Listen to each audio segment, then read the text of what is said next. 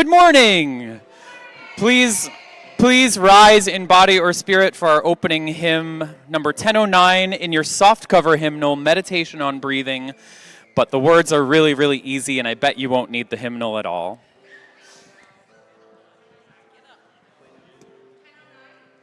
Yes.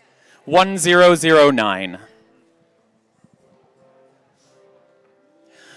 Breathe in, breathe out. Easy. Breathe in, breathe out. Breathe in, breathe out. Breathe in, breathe. Try this part. When I breathe in peace. When I breathe out, I'll breathe out love. When I breathe in peace.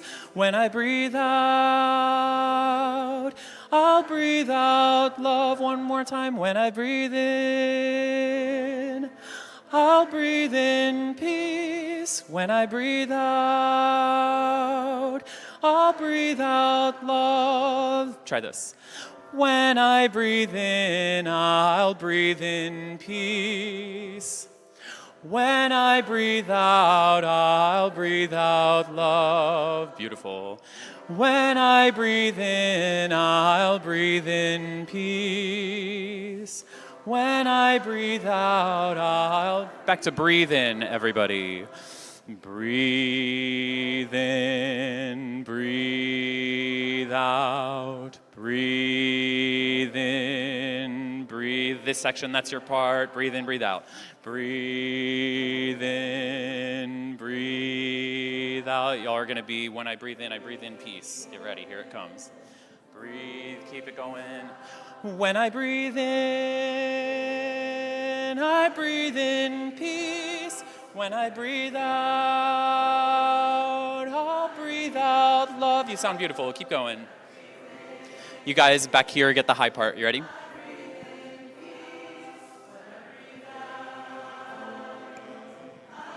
Here we go. Breathe in. Nope, when I breathe. When I breathe in, I'll breathe in peace. When I breathe out, I'll breathe out love. When I breathe in, I'll breathe in peace. When I breathe out, I'll breathe out love. When I breathe in, I'll breathe in peace. When I breathe out, I'll breathe out love. Everybody on this part. When I breathe in peace.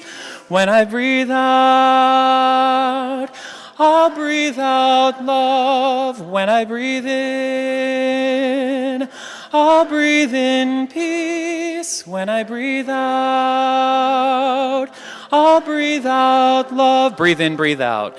Breathe in, breathe out.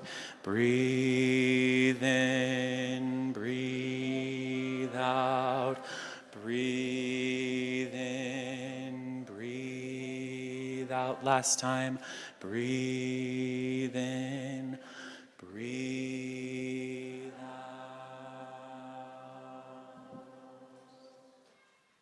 Please be seated.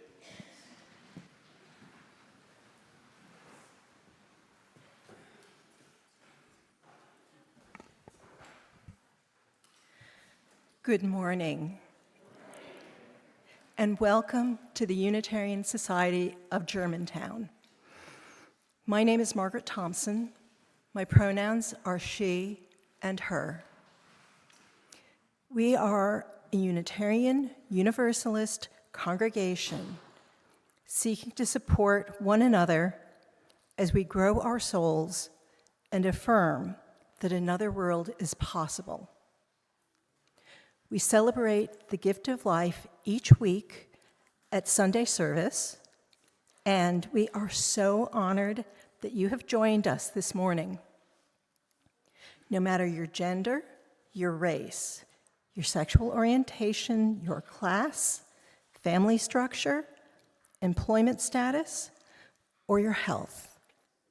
Know that you are welcome here, just as you are. As Unitarian Universalists, we are diverse in our spiritual beliefs.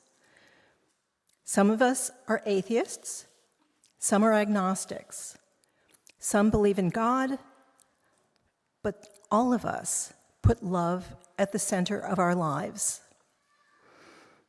All are invited to join us in that common purpose. And for lunch, after the service, we're having pizza today. For our newcomers and visitors, please find your way to the welcome table, where a lay leader can help answer questions or set you up with a name tag. Being able to greet one another by name is so vital for building community.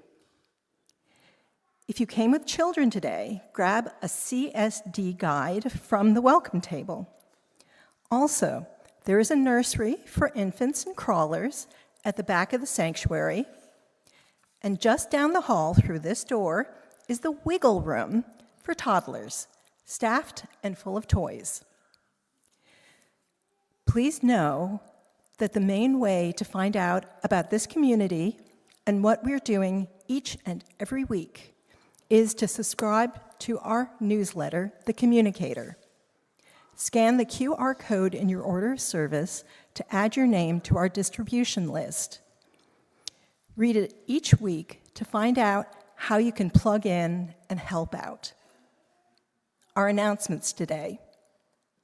After the service, we have Community Day.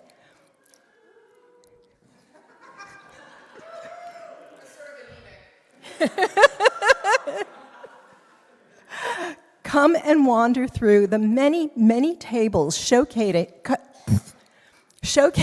the various ways USG does community, our social justice efforts, our small group ministries, our adult spiritual formation. All of it is interesting and important to the work of nurturing our beloved community. Thanks goes to Janet Haas for helping to organize this event.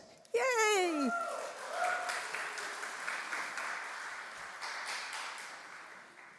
Next week, after the service, is a minister meet and greet. If you are a newcomer to USG and are eager to learn more about us and to get to know Reverend Hannah, please join us after worship next Sunday for a low-key Q&A with our minister.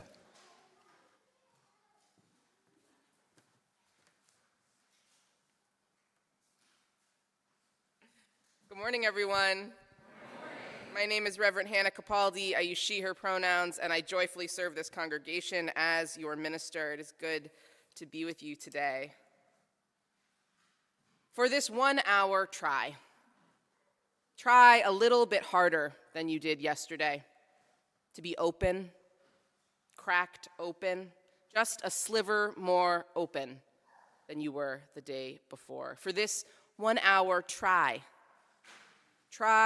just a little harder than you did this morning to question what you know, to set down the weight of answers, of all the answers ever at our fingertips, just within our reach. Let yourself be full of wonder for all the ways we are still unfolding, still learning, our hunger, our thirst to hear of the different ways we make meaning, all the different ways to live, to know oneself, to know another, to express love, to make a family, to declare your worth, to skin a cat and boil an egg, to pray, to build and destroy, to be remade in the image we so choose.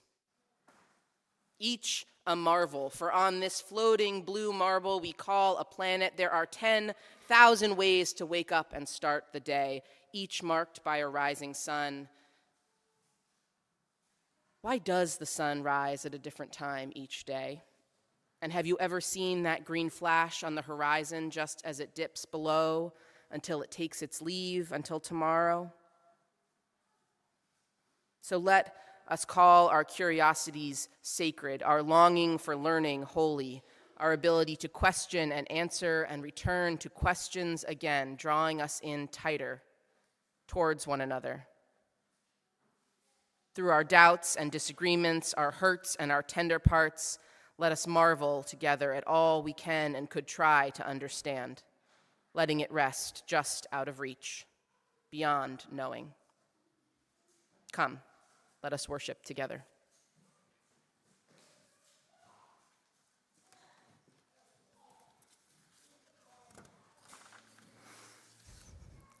We now join with Unitarian Universalist churches and congregations across the nation and the world as we light our chalice, the symbol of our faith and the beacon of hope within our living tradition. Please read with me the words printed in your order of service, followed by our song response. Kent is lighting our chalice. Love is the spirit of this church, and service its prayer. This is our great covenant, to dwell together in peace, to seek the truth in love, and to help one another. Rise up, O flame, by thy light glowing, show to us beauty, vision, and joy. Try it. Rise up, O flame, by thy light glowing, show to us beauty, vision, and joy. One more time. Rise up, O flame, by thy light glowing, show to us beauty, vision, and joy.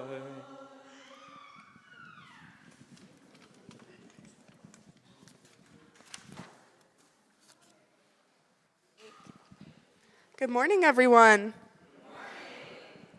My name is Zoe Johnston. I use she, her pronouns, and I'm your Director of Spiritual Development. This is our time for all ages, so I invite all of our kids, our youth, our young ones to come up and join me and Tony at the front. And I'm going to have you all get pretty close today, all in here. Everybody in the nursery. If anybody from our wiggle room wants to come join us.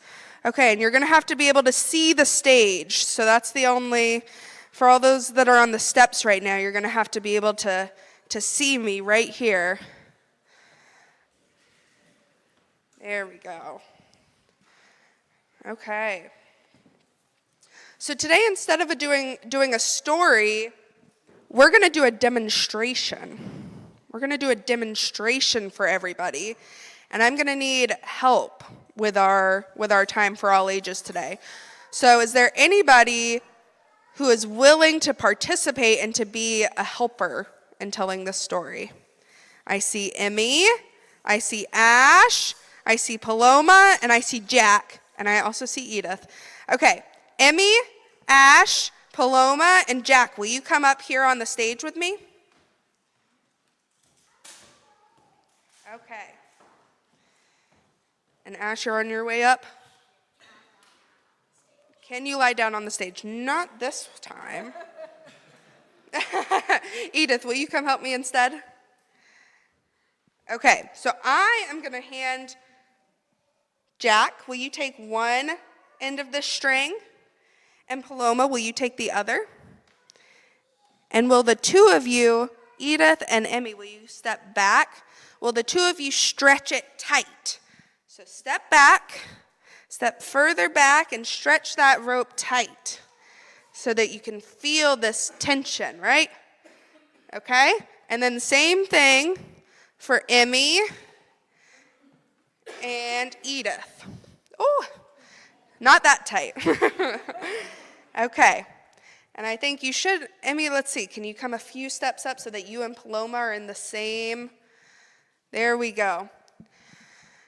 And so think about what these strings mean. What do you all think about when you're looking at this? Yeah, Ash? A weakness to demons. Okay, red string is demons. The things that I learn. Eddie, what are you thinking about? Whoever gets it first wins? Ida, what about you? Say it again. Limbo? Oh, I don't think I can limbo right now, but I think about, we see these strings and we see that both of our volunteers on both of these strings, they have to be in this relationship, right? There are two people that are holding the string up, and the string is only held up because we have two people that are committed to doing it, right? We have volunteers that were willing to do this together. So in a way, these are our relationships, right? This is our community. This is how we decide to show up together. We decide to be connected to each other. We decide to have equal weight, right? Okay, and this is where our demonstration has a few more parts in it. So what happens, and maybe this is where the demon comes in, because I am coming in with scissors, and what could this be? What are the things that might hurt our relationships? Ash?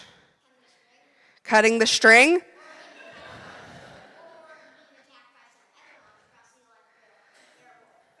Getting attacked by werewolves or vampires. I think any sort of monster encounter would definitely put stress on a relationship. But I think that any sort of thing that we encounter when we're in relationship with each other, there's stress on that. There's maybe you get in a fight with your friend. Maybe you're having trouble sharing. Maybe this friend isn't talking to you as much as you want them to. Maybe you're trying to make a new friend and you're not sure how to make that connection and you feel something tenuous happening. So something comes in and something breaks the connection. What do? How are we going to repair this connection? Tie it in a knot? And you're all like, of course you're going to tie it in the knot. Okay, so Edith and Emmy, you stay exactly where you are, and Paloma and Jack, can you repair your string? You know how to tie knots? No? Okay, let's try it. Let's see if Hannah can help us.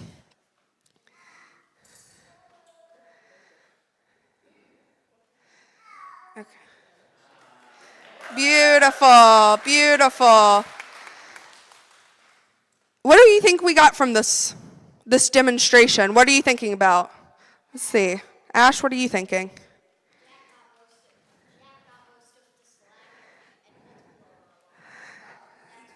That's what you noticed?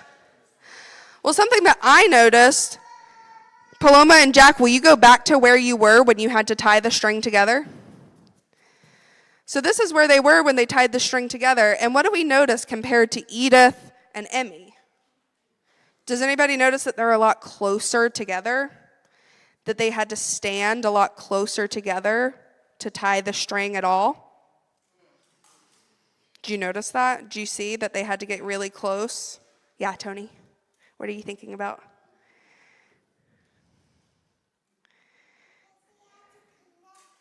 They had to connect it. You're so right.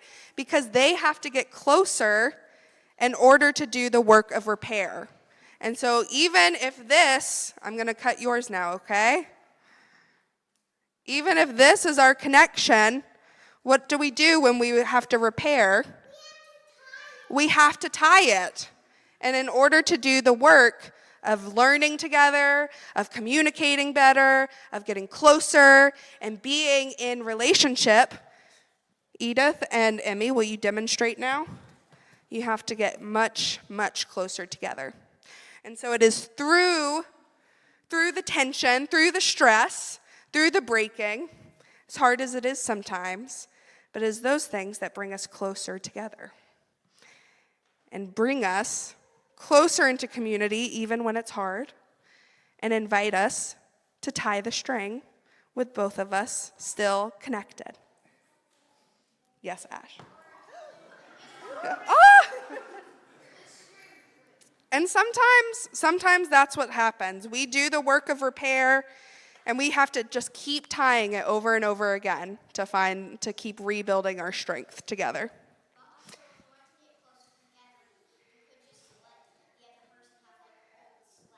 You could just have the person have all the slack. That's another way.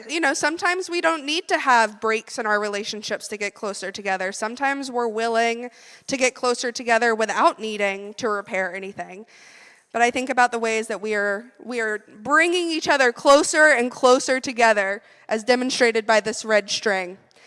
Can we get a round of applause for our volunteers?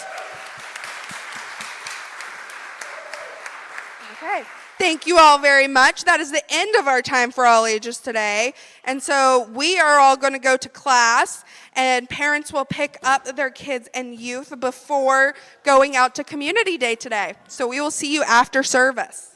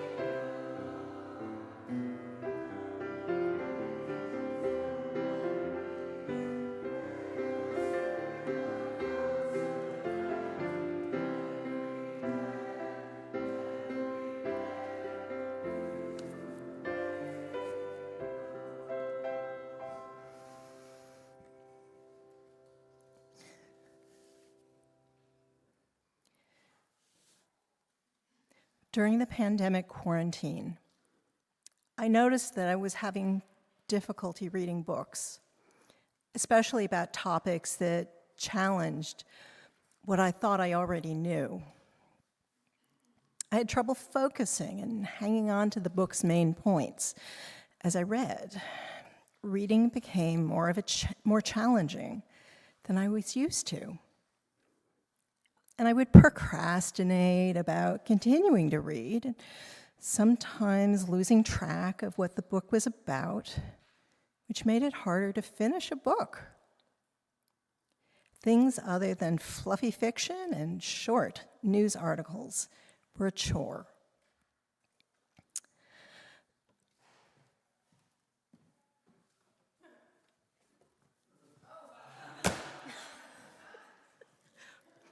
So I accumulated a stack of highly recommended books that I haven't gotten around to reading yet.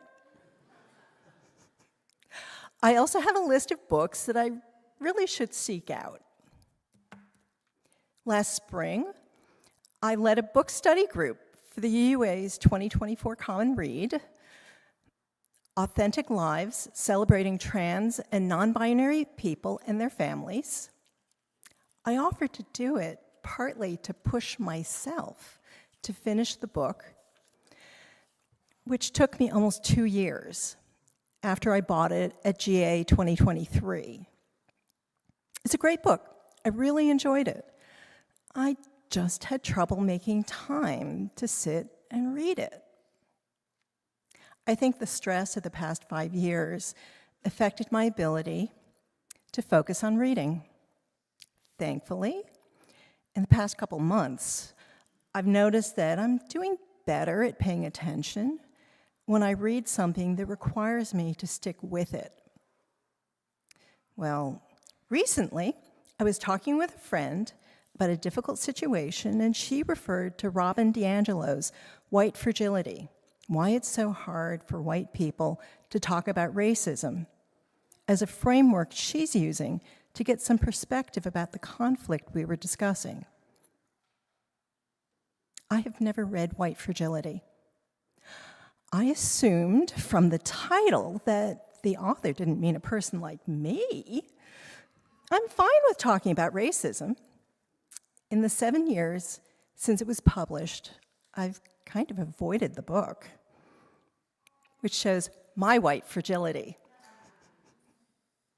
I trust my friend's judgment. So to get a quick insight into how white fragility may relate to the situation, I used a more current equivalent of Cliff Notes and went to YouTube. I found several videos from around the time the book was published in which D'Angelo discussed her new book.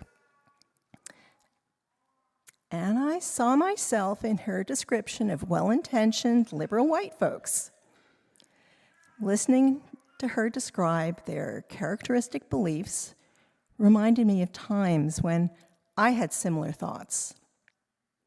As a person who was raised to be comfortable with a white-oriented perspective, I have greatly benefited from America's dominant culture, white supremacy. And I took to heart when D'Angelo admitted that she still does and says racist things. Not very often, after spending years working to understand how deeply white supremacy is embedded in our culture and promotes narratives to keep white people from questioning its assumptions.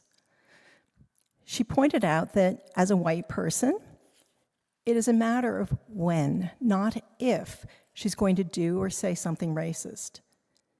She understands that learning how racism functions in our society is the work of a lifetime. And I agree. I recognize that being curious and open to thinking beyond my personal experiences helps me live out my UU values. And yes, I have borrowed a library copy of White Fragility. I have 18 days to read it. I hope, in addition to helping me grow my soul, it will help me rebuild my reading skills. Learning is a work of a lifetime.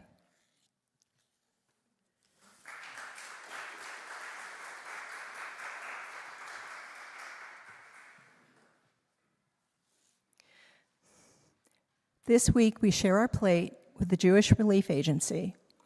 Nominated by Sarah Hertz, the Jewish Relief Agency serves over 6,000 low-income people of various backgrounds, ages, and abilities in the greater Philadelphia area and southern New Jersey.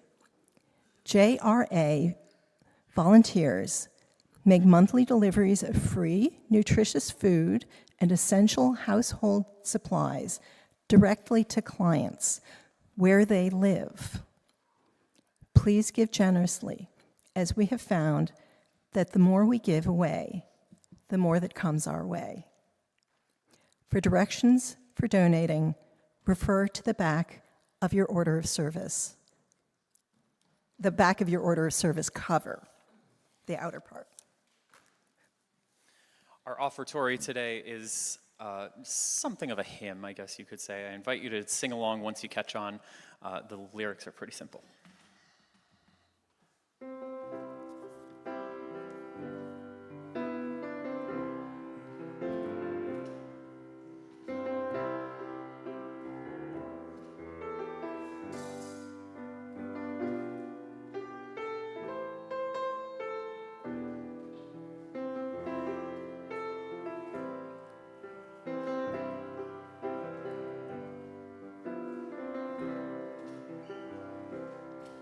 Let the life I lead speak for me. Let the life I lead speak for me. When I'm lying in my grave and there's nothing more to say, let the life I lead speak for me. Try it. Let the life I lead. Let the life I lead speak for me. Let the life I lead speak for me. When I'm lying in my grave and there's nothing more to say. Let the life I lead speak for me. Let the friends I have, let the friends I have speak for me. Let the friends I have speak for me. When I'm lying in my grave and there's nothing more to say, let the life I lead speak for me. Let the work I do, let the work I do speak for me. Let the work I do speak for me. When I'm lying in my grave and there's nothing more to say, let the wrong I do speak for me. Let the love I share, let the love I share speak for me. Let the love I share speak for me.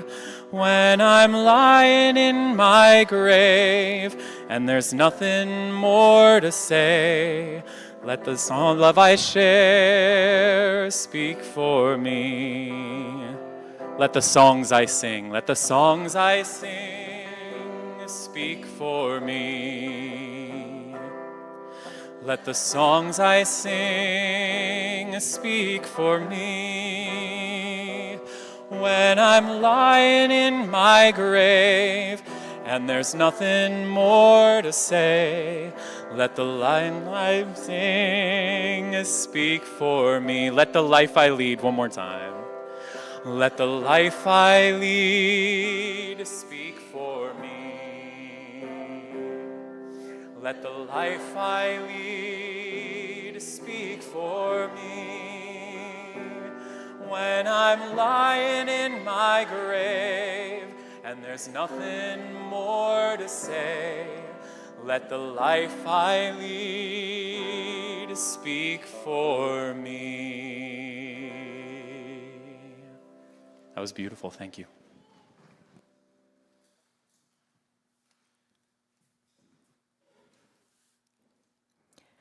At this time, we invite you to contribute your joys and sorrows to the bowls of water at the front of the sanctuary. Choose a smooth stone or a pebble and place it in the water to absorb your pain or ripple out with your joy. Sterns will play as we process.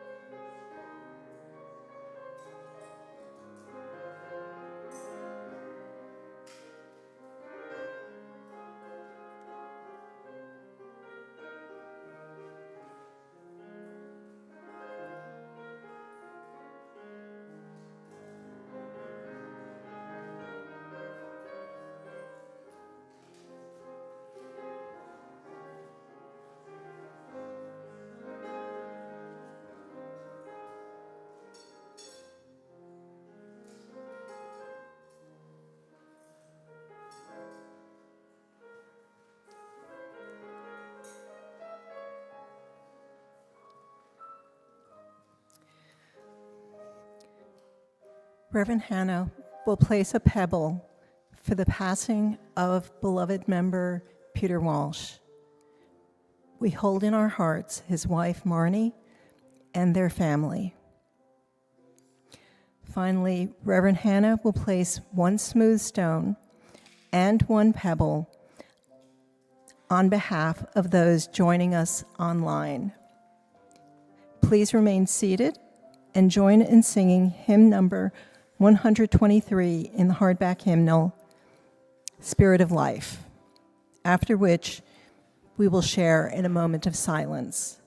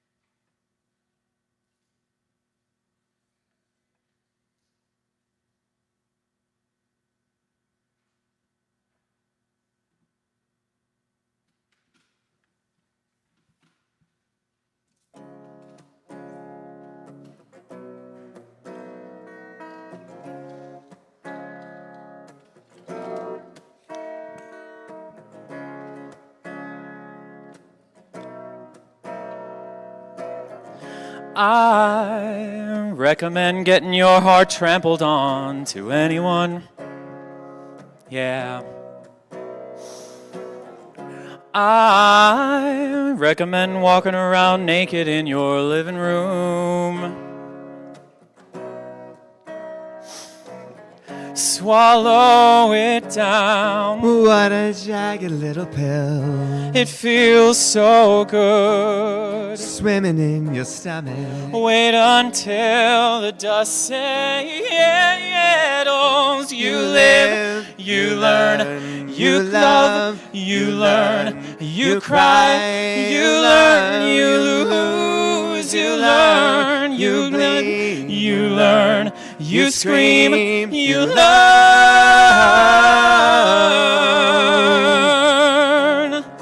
I recommend biting off more than you can chew to anyone. I certainly do. I recommend sticking your foot in your mouth at any time. Feel free, throw it down. Caution blocks you from the wind. Hold it up To the rays. You wait and see when the smoke clears. You live, you learn, you love, you learn, you cry, you learn, you lose, you learn, you bleed, you learn, you scream, you learn.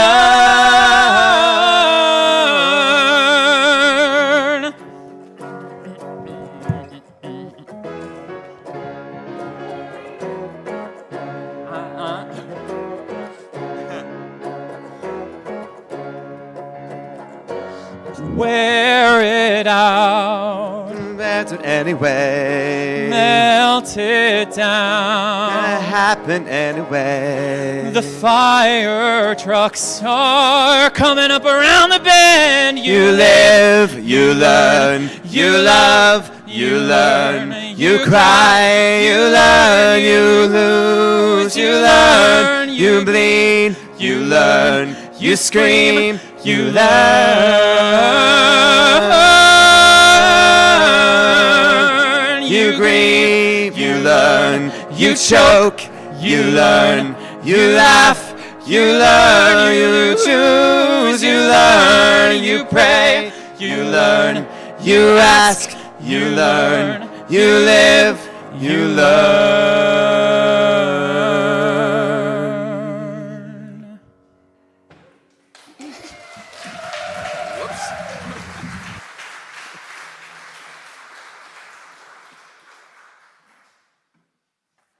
Making good on my promises about Lilith Fair programming.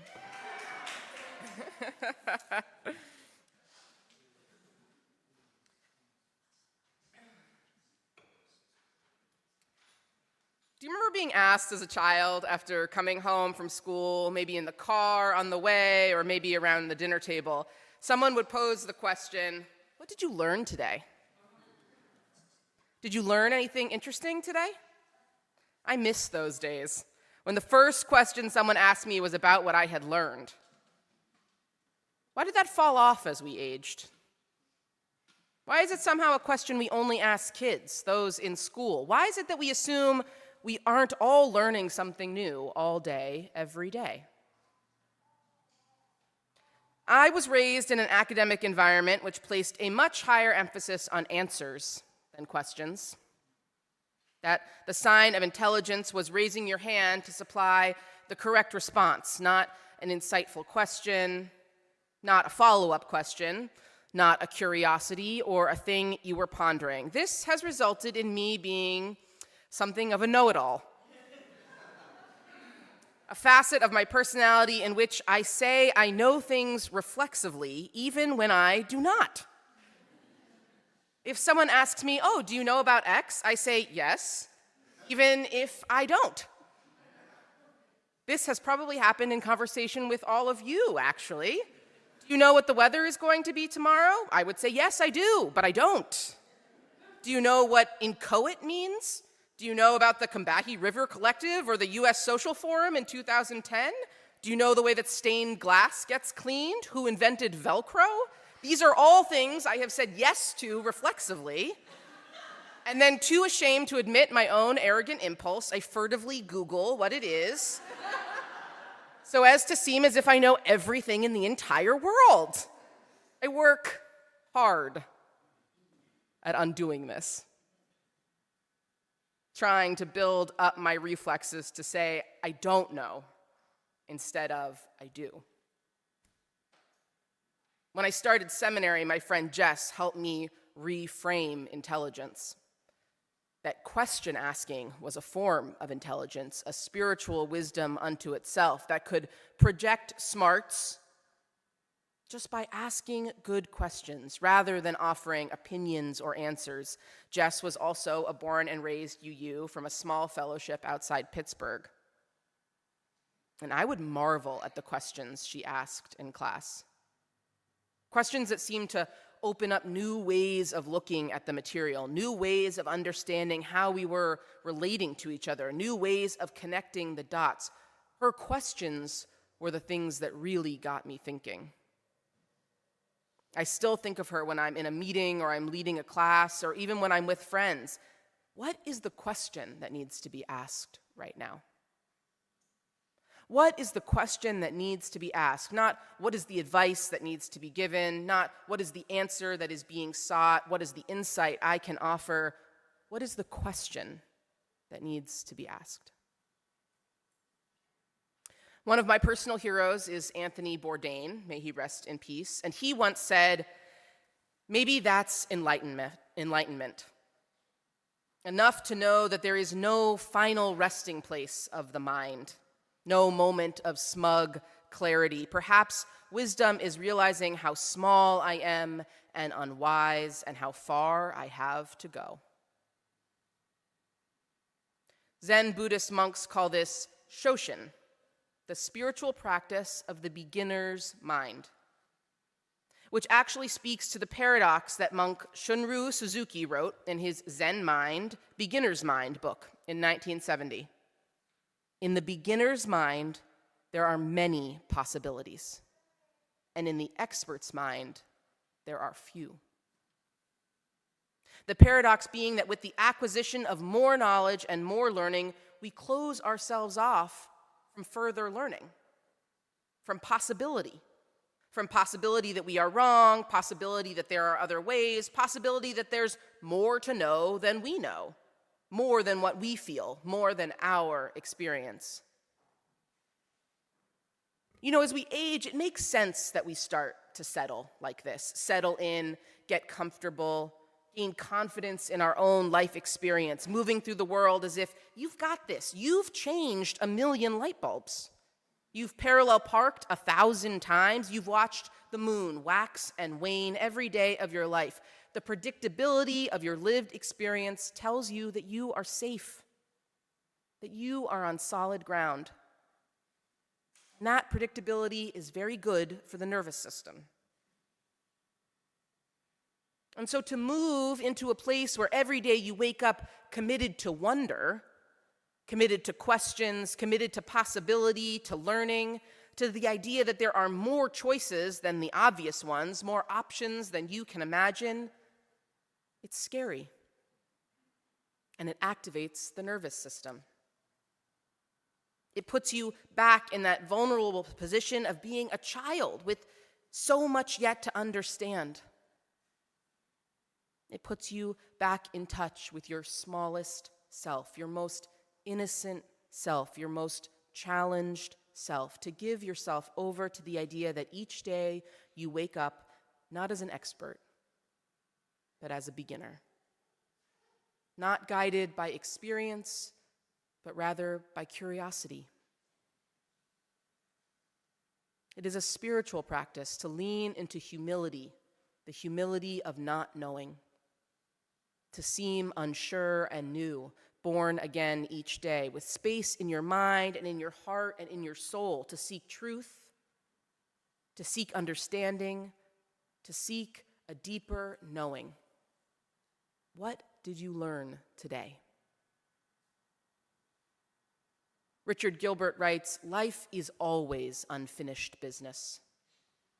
Catch your breath, relax your body, loosen your grip on life, he says. Consider that our lives are always unfinished business. Allow your life to be a work in progress.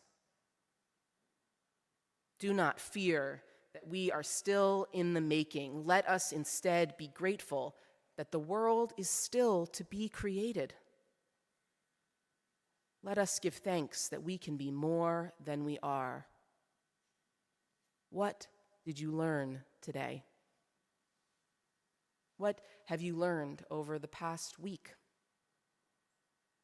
For myself, as your minister, I have lived and learned a lot this past week.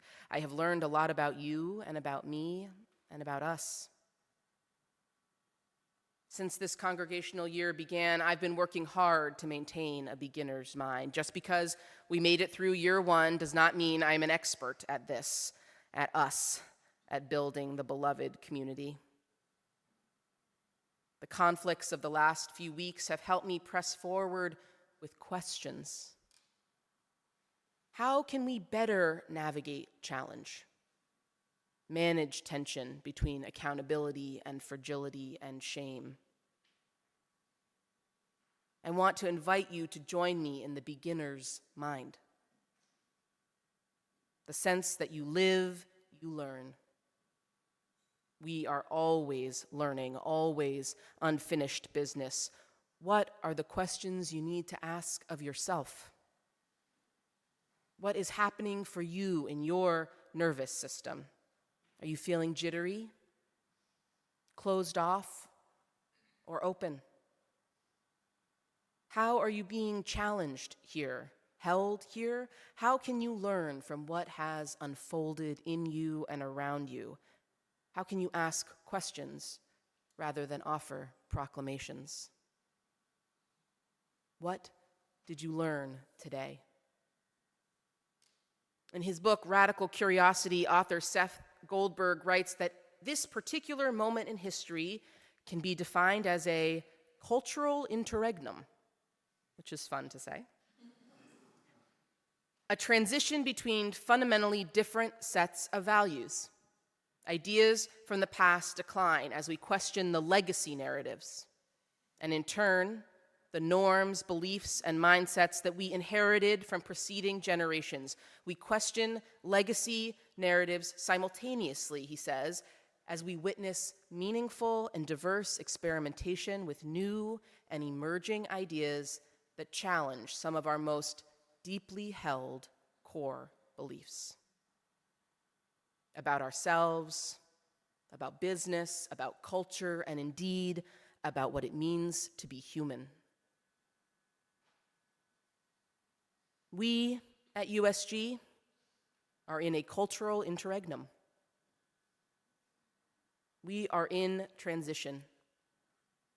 Parking lot jammed, 45 children coming to class, new faces every week, 10 name tags requested last week. Long-timers pressed up against newcomers, legacy narratives being challenged, and new and meaningful experimentation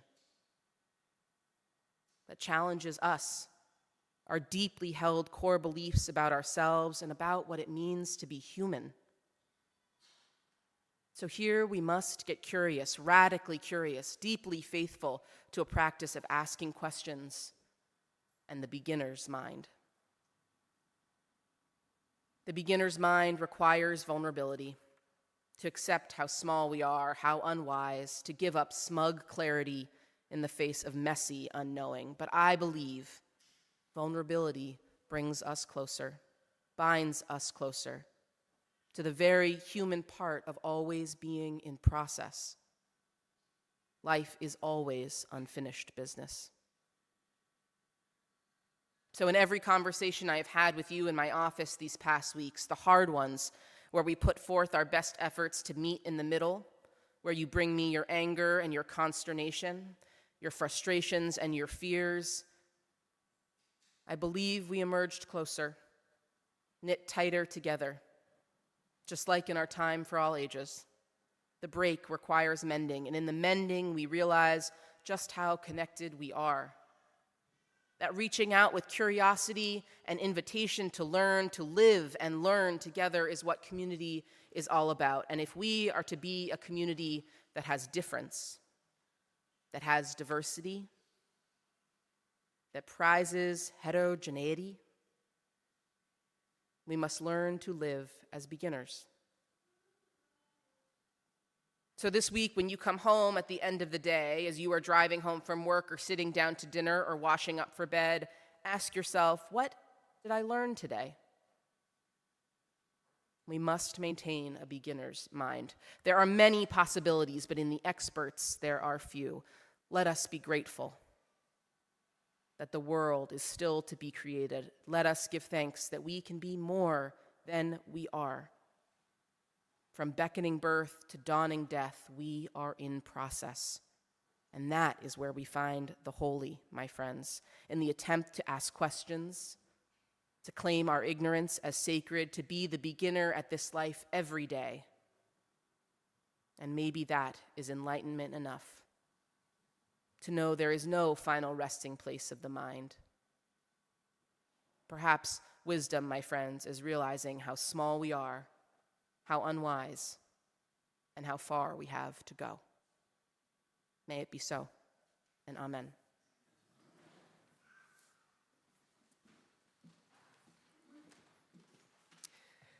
Please rise in body or in spirit as we sing hymn 1012, When I Am Frightened. You'll find it in the soft cover hymnal.